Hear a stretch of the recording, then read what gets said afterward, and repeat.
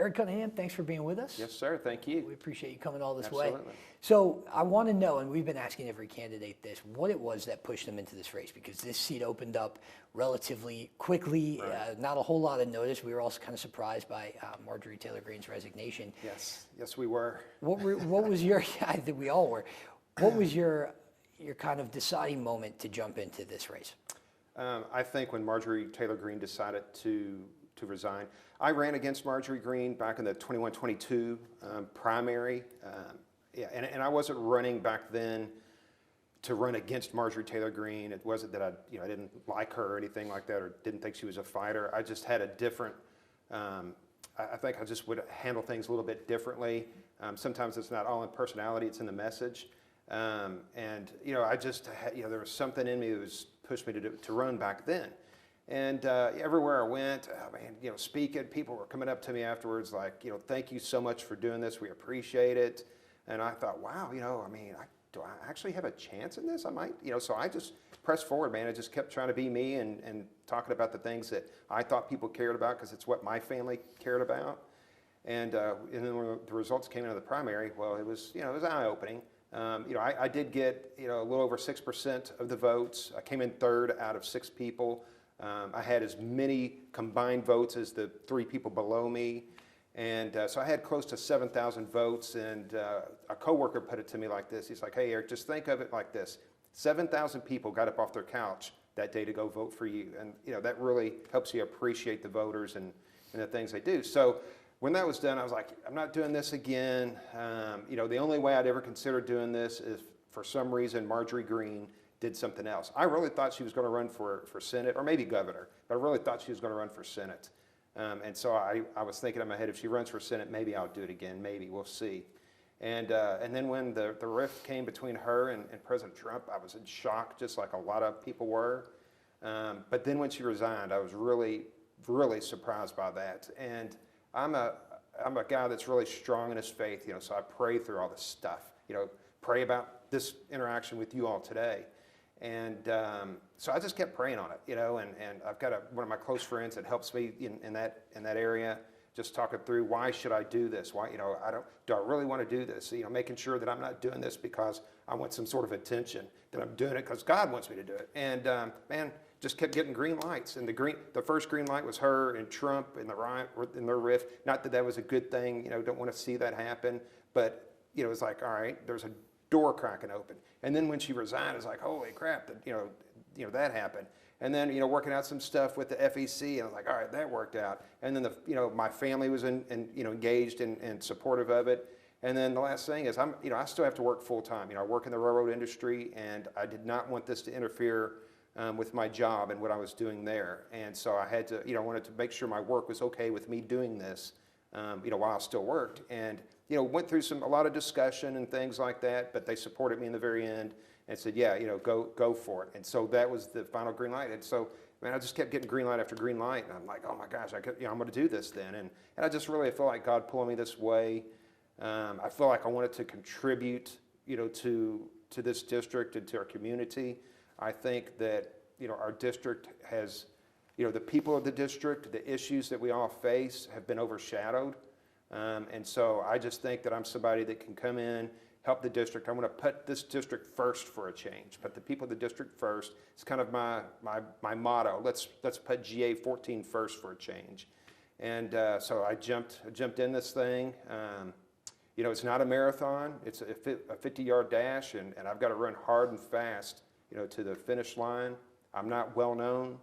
I don't have a lot of money at all, so I have to work harder than anybody to get out there. A lot of door knocking, a lot of standing on street corners with my sign, waving at people, just engaging and talking to people as much as I can. And so that's kind of what I'm focused on as far as my campaign and how I'm operating. Yeah. Now I know you said in many different places, but I know you said you felt the people of the 14th district were being listened to but not heard.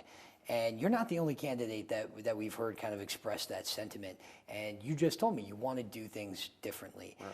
You think the 14th district needs something new, something fresh, something different. What is that, and how do you see your role as fulfilling what the district needs? It's I say this when we all get together and we have to speak or answer questions at different Republican Party meetings and things like that. I say, anybody that's running in this district, the 14th district, the most red district in the state, should be a strong core conservative.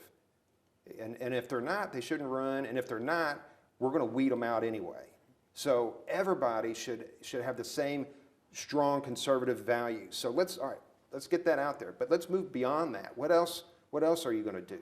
It can't just be preaching about those core values all the time. So to me, what I want to bring is like in my job right now.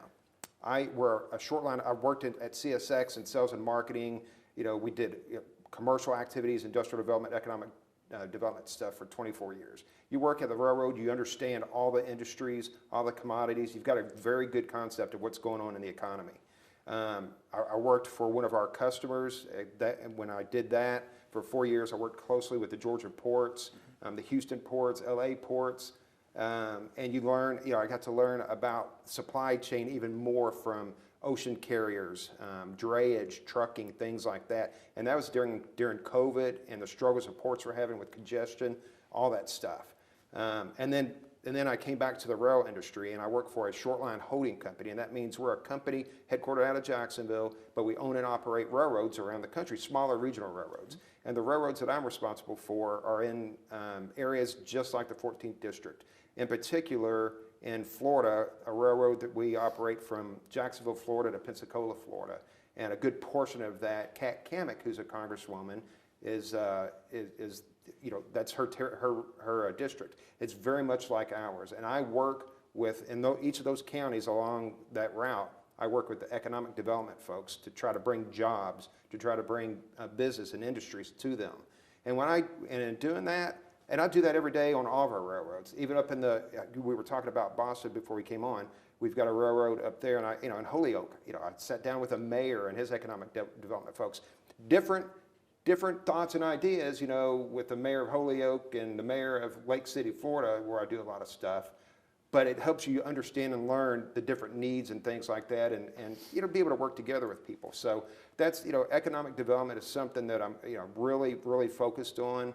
And I work hard at it. And when I say economic development, I'm not talking about trying to bring data centers to our district. There's too many data centers being built.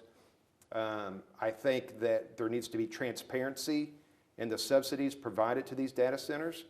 Because you build a data center in a rural district, they're going to start sucking up all the electrical power. The grid is already stretched thin, and wind power is not going to help it.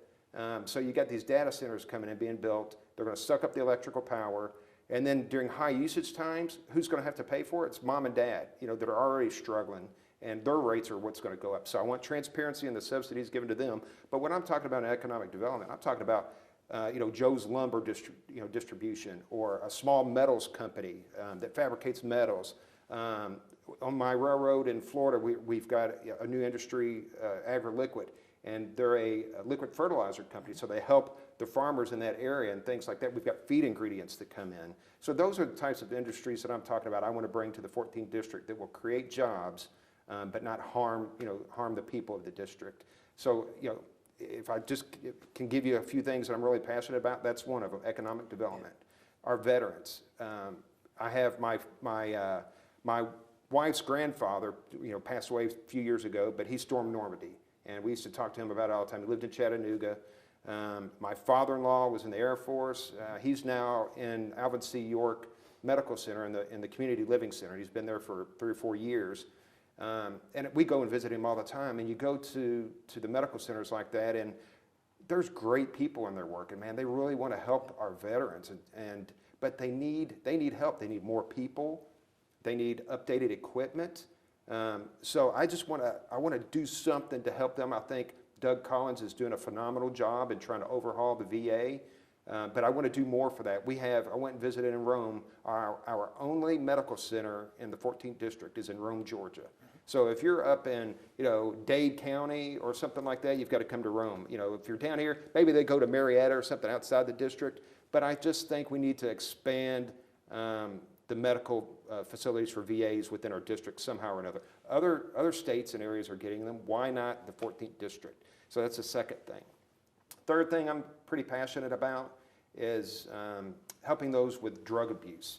I served on the Northwest YMCA board for 7 years. I was eventually vice chair of the board, but I was also in charge of a committee. I was head of the committee for opioid and heroin awareness. And so I worked with y'all were talking about a DA. I worked with DA Vic Reynolds. He's now a judge, but I worked with him, with the DEA, with the Georgia Prevention Project, and we would go around and speak at different events and try to get people to come in. We'd go to schools, whoever would let us have a venue, and we would talk about how opioids and heroin are a huge problem in our community, and it still is. And we talk a lot about fentanyl. That's got a lot of attention because of China bringing it across the border and all that kind of stuff. Fentanyl coming across the border because of Trump is down 55%. But we still in our community have an issue with opioids and heroin. And what happens is kids, in high school and sports, whatever, somebody gets an injury and they get prescribed opioids, which I think are, to me, being overprescribed. That's one issue. But they get prescribed opioids, and once that prescription runs out, now they're Thanksgiving, they're looking in grandma's, medicine cabinet, stealing hers, or they're doing other things, and it eventually leads to them switching to heroin, which you can get anywhere and it's a lot cheaper. And then that's where the real addiction and the real problems for those families happen. And that's happening in your neighborhood and my neighborhood, and it's just getting people to not be shy or scared or embarrassed to come out and seek help. And so I really want to focus on that. I drive around the district, and when I ran the last time, there were some areas, and it's all over the place, but I just remember in particular in Polk County, some areas over there that I was like, man, I really wish that we could be involved, and I want to help there. And I think that the other thing about me that I would be a little different in is I think we all should work together. And what I mean by that is it shouldn't just be that's a state problem, that's a local issue, millage rates, that's a commissioner's issue, all that kind of stuff. I want to work together with the state, with local, like I was talking about, economic development folks in the counties, to help find solutions for things. And if there's things that I can do to use my platform to get the federal government to help, then that's what I want to do. And so I just think, if you just put a great team together, you can do good things. I don't have to be, I'm not going to have all the answers. I'm not the smartest person in the world. But if you know who to work with and who to talk to, then maybe you can accomplish some things. Yeah, there are a lot of people running in this race. At last count, I think on the Republican side alone, we were just closing in on 20. Just from your standpoint as one of those people, is that too many people in a race? Because Georgia's elections work such that if no one's getting 50% of that vote, you could see yourselves running against each other again in a couple weeks' time. Do you wish that the GOP had come together and maybe been a little bit more selective about who they wanted to run in this position? Because you're right, that district is very red, but there are all sorts of fluky things that can happen that would create a problem for maybe a party that's got 17 people running in it. Right. No, I don't think so.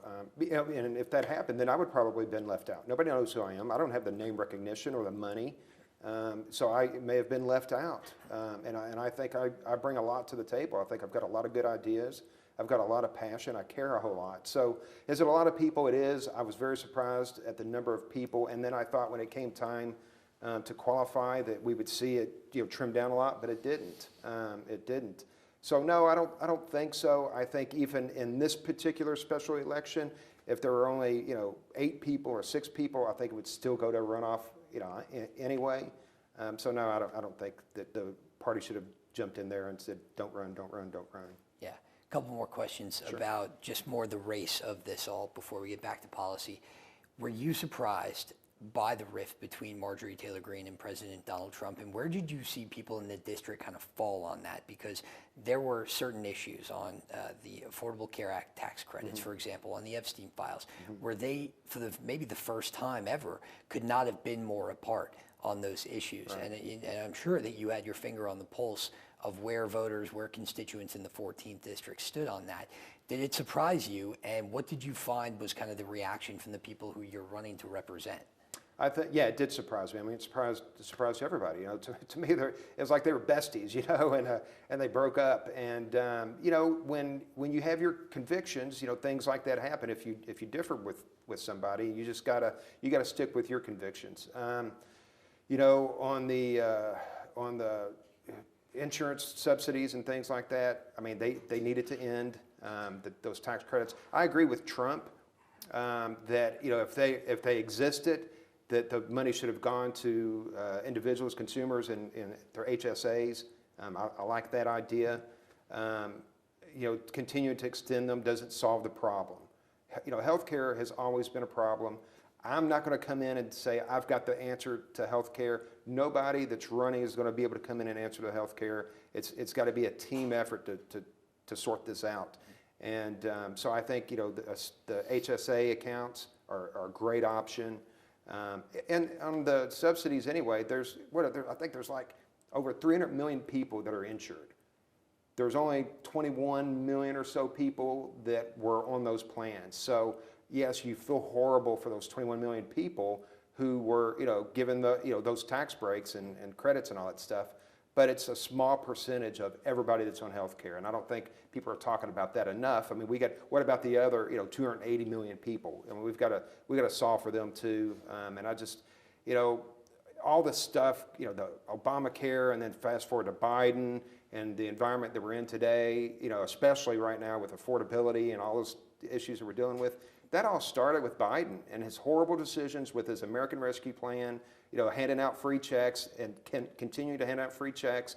Nobody wanted to go back to work. All the mandates, you know, the governments and things and businesses not being allowed to open up soon enough.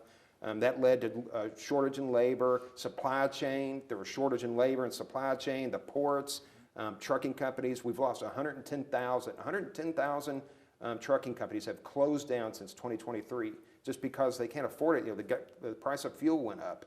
They couldn't hire drivers. Drivers demand it more. I mean, Biden ruined our economy with what he did. And so you got Trump now. He's been in there a year, and he can't fix it overnight. It's going to take time. But we've seen fuel prices go down. And, you know, yeah, grocery prices are still up.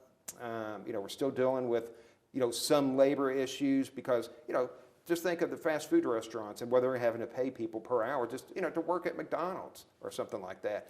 All those things have led to inflation, all the decisions that Biden made, and Trump's trying to fix it. There's a lot of things he's trying to do very quickly, and it's hard to do all those at the same time. Yeah, agreed.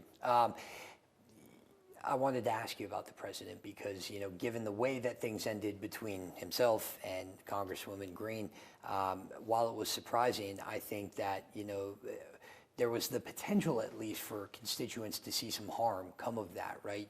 We've seen the president block funding for schools and for aid programs. And so, you know, he's the president. He holds a lot of power. If you were to be elected, what would you see as your role as a conduit between constituents and the president? How much, you know, do you think that relationship would hold importance in your role as a 14th district member of Congress? Yeah. Well, I think the relationship is important because you know, the 14th district overall, you know, again, it's the reddest district in the state. And, you know, so there's a lot of support for the president. There's a lot of support, you know, for Marjorie Greene too, you know, and it's hard for everybody that, you know, that supported both to make decisions. And I think folks are just trying to, you know, let that be and just focus, for me anyway, I'm just more interested. I don't care about their riff so much. I'm more, you know, focused. She resigned, she moved on. It's time for our district to move on, and I need to focus on the issues, you know, for the people, you know, of our district and things like that. But, you know, there's a lot of support for President Trump.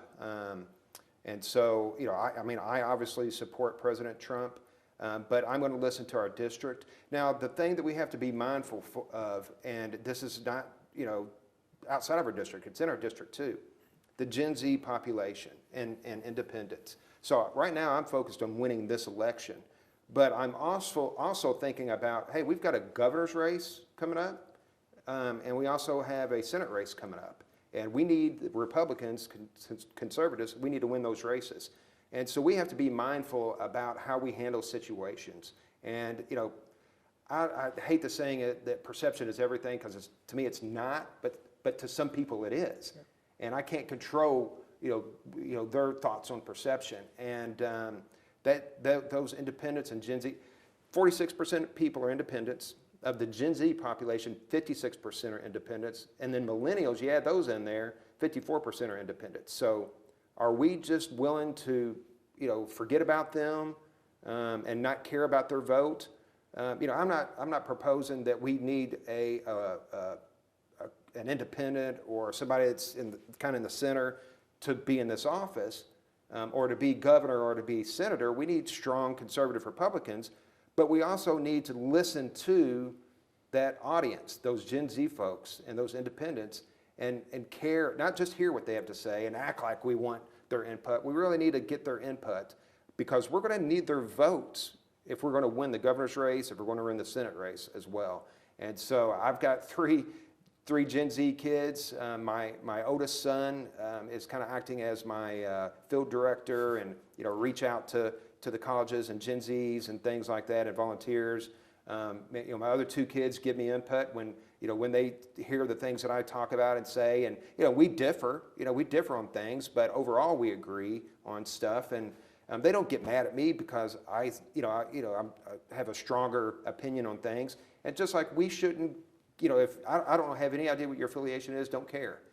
And you seem like a very nice guy to me, and so I would never be mad at you if you came out and said, I'm a Democrat and I'm never going to vote for you, Eric, whatever. But, if you're a good person, you believe in the Lord, I'm not ever going to get mad at somebody because they may disagree with me. And we're just seeing too much of that in this country. It's too divisive. I think that's really, it's on both sides, but it's more brought on to me by the Democrats. And, and Trump, he started getting beat down in June of 2015 when he came down the escalator. They've been attacking him ever since.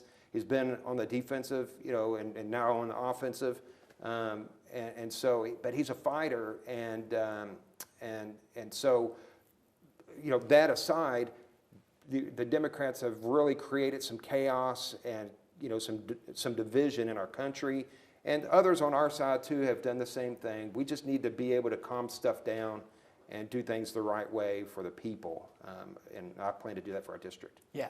I think there's, unfortunately, one thing that everybody can agree on, and that's things aren't very affordable right now between groceries, schooling, housing costs, certainly, and healthcare. I think even lawmakers at the state level are concerned about this. We've seen a lot of measures in recent days and the weeks since they've been back to kind of lower costs of things, tax rebates and tax eliminations, and things to put, hopefully, money back in people's pockets. If that is the number one concern of the majority of the citizenry here, what are your plans to make things more affordable? All the things we mentioned, food, car, healthcare, home, school. What are your plans to do that? Is that a chief concern for you as a candidate? It's a chief concern for me as a family man. Sure. I have a family. My youngest daughter just graduated from college at the University of Florida. And we've had a lot of expenses with that, and still trying to recover from that. So, we feel it every day. I think about. I was talking last night about the qualifying fee for somebody like me, and we got to do it twice. And it's. I mean, so again, I have very little name recognition and even less money, and it's hard to try to think about paying those fees and stuff like that. But as far, we talked a little bit about healthcare and groceries. The groceries, I think, again, were impacted by the decisions that Biden made and made the prices go up. I think and I talked about trucking companies being closed because of the price of fuel and labor and all that stuff. But I think you're going to see more of that turn around a little bit. That's going to help supply chain because the price of fuel is down. If you look at something that I think is really going to help people in affordability, groceries, I don't have a strong answer for that because, again, prices were inflated. I think what Trump did with price fixing it will help some things. But I think, I think part of the thing that we need to do as far as like supply chain and stuff like that is continue focusing on lowering the fuel prices. But when it relates to supply chain, and I was talking about working for the railroads, if you want to know how the economy is doing, listen to a railroad's earnings report and listen at what markets are up and what markets are down. Yeah. So the markets, I saw two of them. So what markets are down right now? The markets that are down right now are lumber. It was lumber and one other market, I'll think of it in just a second. Automobiles, lumber and automobiles. Those markets are down. Well, those are two huge industries Well, now why are in they Georgia. down? Yeah. Why are they down? Lumber's down because the housing market's down. Why is the housing market down? Because interest rates are so high. Because we have a Fed that I cannot wait for Trump, for him to be gone in May. Cannot wait for him to be gone in May. We had a couple of rate reductions. He chose not to take one this past time. But I can't wait to have somebody in office that's going to reduce the interest rates. That's going to help us on the housing side and automobiles. And that's why you're seeing lumber down on the railroads. The shipments and production of lumber are being down. What's up? Coal's up. Why is coal up? Because we've got a president now in office that says, hey, we need to focus on energy that's strong in the U.S. We need to produce more oil. We need to focus on coal for energy. I talked about a minute ago the grid, man. The grid is, in my jobs, I worked with steel companies. Steel companies use a lot of energy, and in the summertime, they would be told, hey, you got to slow it down a little bit because there's not enough, enough electricity. And everybody thinks, well, wind towers, we'll put more windmills. That's going to solve the problem. What they don't know is the life of a windmill is about 20 to 25, less than 25 years, and a lot of the components of a windmill are not reusable. So you can't recycle them. So you got to throw them away. Where are they going to go? Who knows? And then you've got all these, California with their crazy EV mandates and stuff like that. Where's the electricity going to? We just have a small percentage of people that use electric vehicles. Just think if that grew to 20%, 30%, 40%, the grid would blow up. People aren't thinking about that. So we got to have more coal. That's why you're seeing coal increase right now and so just look at the railroads and look at what they're doing. But Trump can't fix this by himself in 1 year. It's going to take time to reverse all the damage that Biden did in the 4 years that he was in office. Yeah. All right. Well, Eric Cunningham, I appreciate you coming by. Thank you. Thank you for sharing this with us. Yes. And best of luck to you in the race. Thank you. Vote Eric Cunningham for Congress.com. There you go. This is the time to do it. Yes, sir.